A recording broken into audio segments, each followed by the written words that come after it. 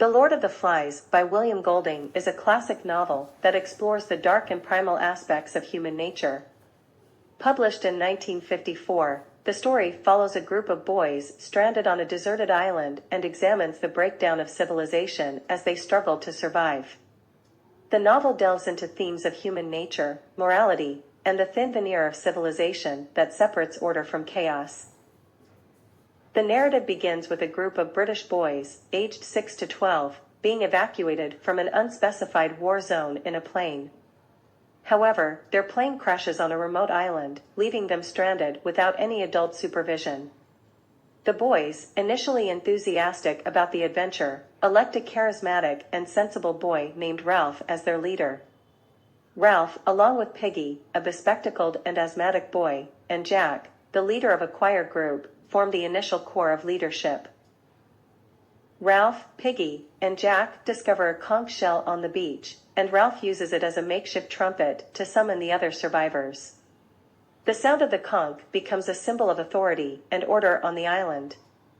The boys gather and decide to establish rules and a system for maintaining a signal fire to attract rescue ships.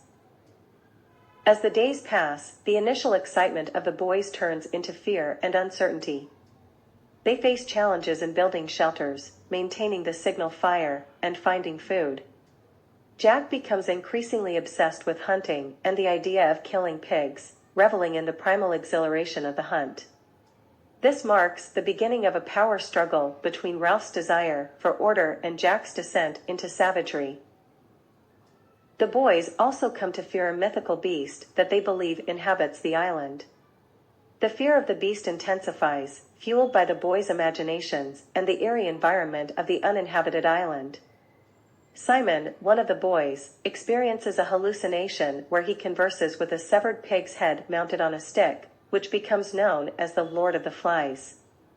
The head represents the inherent evil and darkness within each individual. As the struggle for power between Ralph and Jack escalates, the group descends into chaos. The signal fire, once a symbol of hope, goes out, and a ship passing by the island doesn't notice them. The boys, now divided into two factions, engage in violent confrontations. Simon, in an attempt to dispel the fear of the beast, stumbles into the midst of a frenzied dance by the boys, who mistake him for the beast and beat him to death in a primal, ritualistic frenzy. The descent into savagery continues, and Jack's group captures Piggy's glasses, the only means of starting a fire. Without the signal fire, the chances of rescue diminish further. In a tragic turn of events, Roger, a boy influenced by Jack's brutality, releases a large boulder that kills Piggy, symbolizing the complete breakdown of civilization and the triumph of chaos. Ralph becomes the sole survivor on the run from Jack and his tribe, who have become savages in their pursuit of the hunt. In the final dramatic sequence, Ralph encounters a naval officer who arrives on the island after seeing the smoke from a forest fire set by Jack's tribe. The officer views the boys' chaotic behavior as a game and is oblivious to the true extent of their descent into savagery. The novel concludes with the boys rescued and the realization that they have been saved from the island but not from the darkness within themselves.